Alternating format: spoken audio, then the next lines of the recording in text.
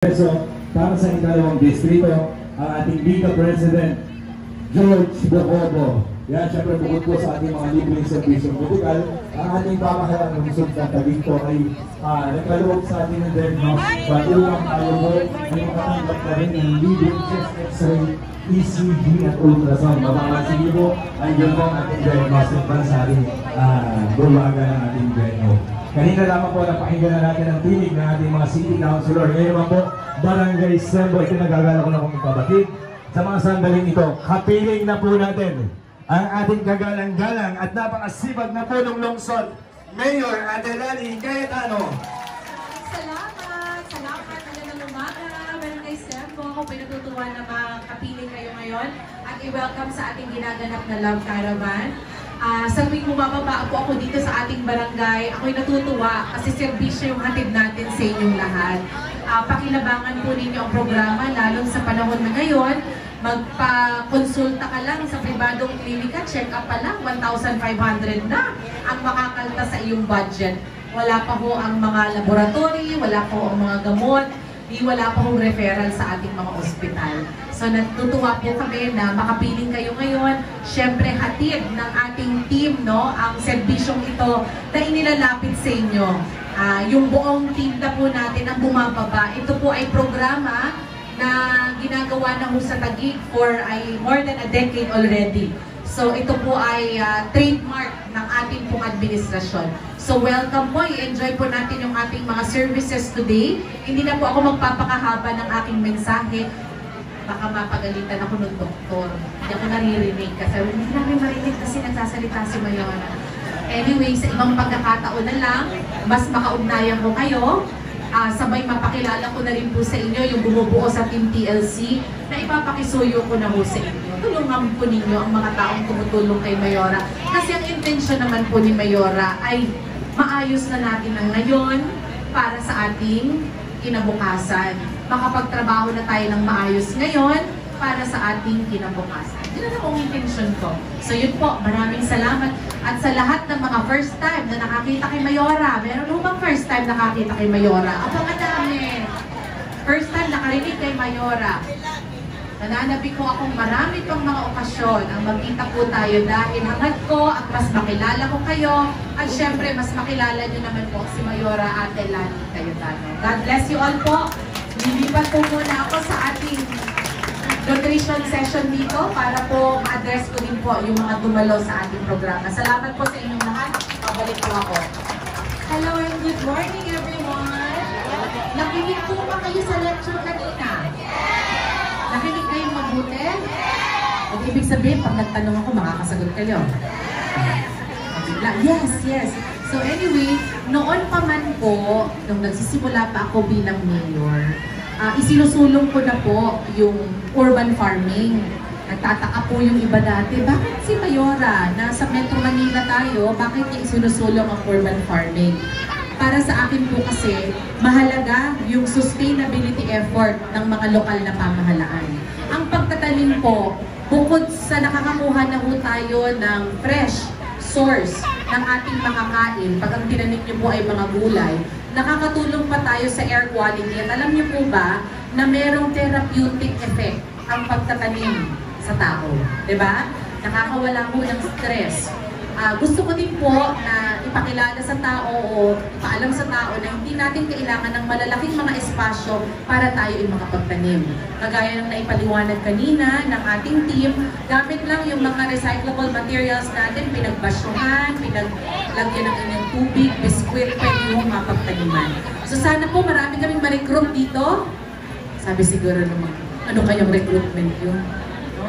Recruitment para maingganyo at madagdagan ng mga magtatanim sa syudad. No? Pagkatapos po sana ninyong ma-receive yung ating mahiwagang red bag na naglalaman ng mga ingredients, huhulaan ko kung ulam nyo mamaya. Sayote, corn, carrots. Ayan po ulam nyo mamaya. At huwag nyo palalampasin yung ating gulayan. Ang mga gulay na pinamimigay po natin sa ating pong mga nutrition session ay galing po sa mga urban farms na minimaintain ng Taguig. Meron po tayong 8 urban demo farms all over the city, pero may 150 mini farms po tayo Inahamuan po natin 4 times a week ng mga gulay. Imagine po yan, nakakatuwa po, di ba? So, fresh na gulay, hatid namin sa inyo. At sana po ay huwag nyo rin lalampasan itong ating seeds.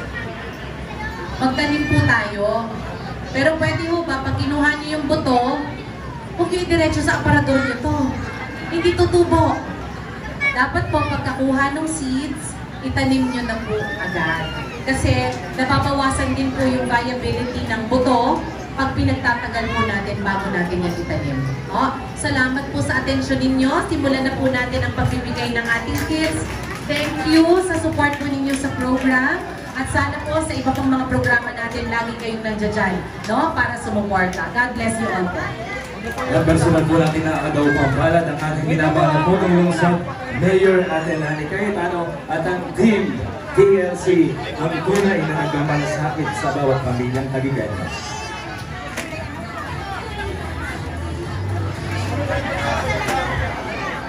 Salukuyan po tayo nagbibigay ng ani sa ating mga gulayan. Meron po tayong fresh na mustasa, pechay, labanos.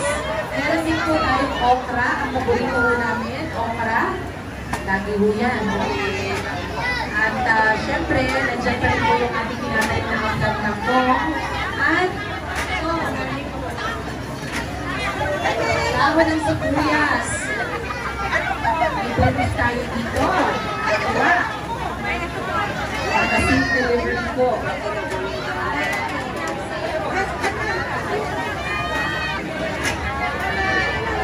Meron din po tayong pinamimigay na patola. Yan. Ano pa ba yung pinamimigay natin? May malunggay. Siyempre may malunggay. May ating din po ngayon ang ating Gorman Farm na kale. Yan, napaka-super food po yung kale. Alam niyo po ba? Packed with nutrients. I know.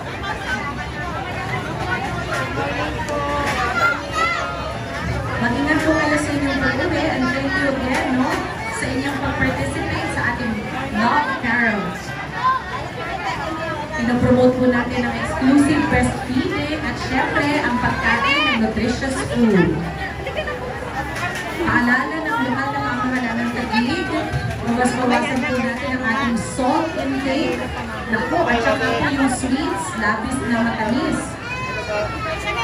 Kung may magagawa po tayo ngayon, gagawin na po natin yan para maiwasan po natin ang mga karamdaman na pwedeng tumama po sa atin as we age.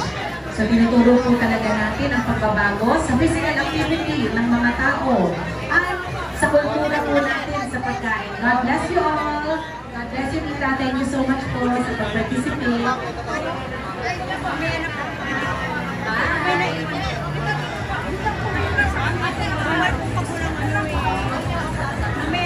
May request po dito for Lani. Sige po. Thank you, bye! Bye-bye!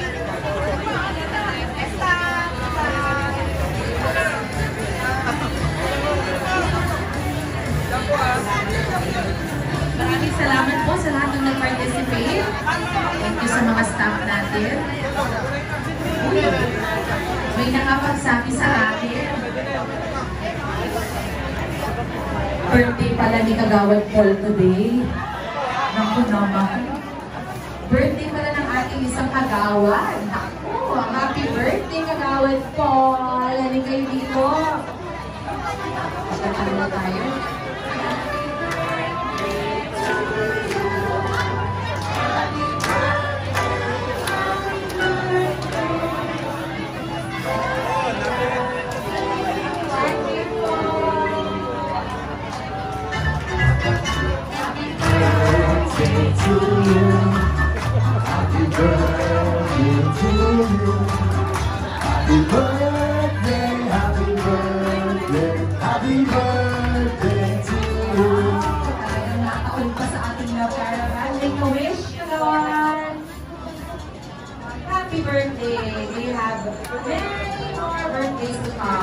God bless you with good health, happiness, and success. Happy birthday.